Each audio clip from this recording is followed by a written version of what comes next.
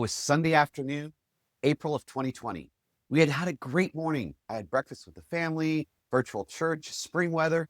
Everything felt almost normal. Then, at 12:20, a notification hit my phone. The shelter-in-place order had been extended. And in that moment, I was gone. Not physically, mentally. What if my clients never rehire me? What if the business never comes back? What if we lose our home? What if I burn through all of our savings? What if my kids need help and I can't help them because I'm drowning? I spent the entire afternoon in that spiral. I call this the vortex. And if you've ever had a single piece of bad news unravel your entire mental state in a matter of minutes, then you know exactly what I'm talking about. This week in the War Room, we're going inside the vortex, and I'm going to show you how to lead through it instead of being buried by it. 7 minutes, one truth, one execution move. If you're a leader who's tired of repeating yourself over and over again, you're tired of agreement and bobbleheads without execution, and you're worn out carrying the weight of everyone else's performance, you're in the right place.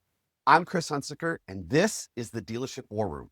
This isn't motivation. This isn't theory. This is a daily leadership briefing for people who actually have to produce results in the arena, at work and at home. You're in the war room now, so let's get after it. That afternoon in April, I didn't pull myself out with a pep talk. I didn't push through with willpower. I went upstairs and took a nap. I'm serious. I recognized that I was in a place where no amount of grinding was going to help. I needed recovery first. When I woke up, I went back to my fundamentals, my mentors, Jim Rohn, Og Mandino, Stephen Covey, Tony Robbins, the man who taught me more about managing my state than anyone I've ever met. And I walked up to my bookshelf and pulled down a book called The 10 Best Articles on Psychological Resilience from Harvard Business School. I opened it and stumbled onto a story that changed everything. The story of Admiral Jim Stockdale. Stockdale was a prisoner of war in Vietnam. Now this hit me because my father served in Vietnam, 3 tours, and he'd been captured and managed to escape. So he was a prisoner of war. Admiral Stockdale would spend 7.5 years in the infamous Hanoi Hilton, tortured, isolated, and no idea when or if he would ever go home. Jim Collins, who wrote the best-selling book Good to Great, was interviewing Admiral Stockdale and asked him a question. Why did some prisoners survive and others didn't? What was the difference? Stockdale's answer will stop you cold. He said, the ones who died first were easy to spot. They were the optimists. Wait, what? Like optimists? He explained they would be saying to themselves, we'll be home by Christmas, and Christmas would pass. We'll be home by Easter. Easter would pass. By the 4th of July. And when that date passed, the hope just drained out of them. And they died, he said, but they died of a broken heart. Then Collins asked, why did you survive? And Stockdale said something that I beg you to write down. I never lost faith in the end of the story. Not faith in a date, faith in a timeline, faith in an outcome.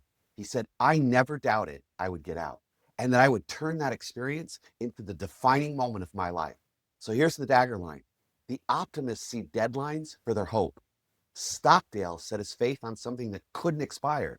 That's the difference between false hope and real resilience. Now, bring that back to your world. Think about the last time you got sucked into the vortex. Maybe it was a bad month end. Maybe it was a meeting where a corporate just dropped a new mandate on you with no resources. Maybe it was a resignation you didn't see coming and nailed you. And your brain did what we all started to do. It started doing worst case scenarios at full speed. This is the end of everything. We're never going to recover. I don't know how much more of this I can take. That's the vortex. And here's what I realized that April afternoon. I had been doing exactly what the optimists did in Stockdale's prison. I had picked a date in my head, April 20th. Everything goes back to normal. And when the extension hit, my hope collapsed. Not because the situation was hopeless, but because I had tied my faith to a timeline instead of to my own ability to figure it out, to an outcome. Here's the moment. The vortex doesn't pull you in because things are bad. It pulls you in because you attached your hope to something you can't control. Let that sink in. Here's today's execution move, and I call this the Stockdale reset. The next time the vortex starts, and it will, I want you to ask yourself 2 questions. First, what are the brutal facts of my reality right now? Not the stories, not the worst case scenarios, the actual facts. Name them and write them down. Second question, Do I believe I will find a way through this, regardless of the timeline? Not by Christmas, not by month end, not when the market turns. Do you believe in your ability to figure it out, period? Because when you hold both of those things at once, the brutal truth, unshakable faith, the vortex loses its power. That's the Stockdale paradox. And it's the single most powerful mental framework I have ever encountered in 30 years of coaching. This concept, navigating the vortex with faith and realism, is a cornerstone of my book, Unstoppable You. Because the book isn't about avoiding hard seasons and difficult things. It's about leading through them without losing yourself.